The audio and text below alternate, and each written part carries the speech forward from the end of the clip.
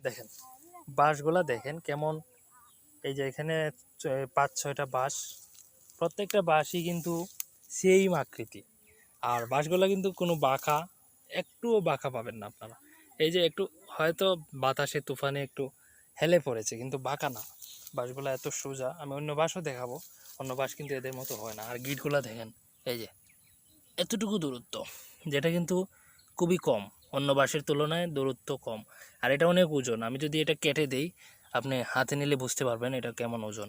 এই যে গিট ঘন, প্রথমত গিট ঘন, দ্বিতীয়ত ভেতরের যে ফাঁকা জায়গাটা ওইটা তেমন বড় না, ছোট। এই জন্যই এই বাঁশটা একটু ওজন থাকে। বিশেষ করে যারা ভাটি অঞ্চলে মাছ টাছ ধরে, জালের জন্য এটা সবচেয়ে বেশি ব্যবহৃত হয়। কারণ এটা অনেক দিন থাকে, অনেক দিন এটা টেকসই হয়। আর খুঁটির জন্য তো এটা বলাই চলে, অনেক মজবুত একটা বাঁশ।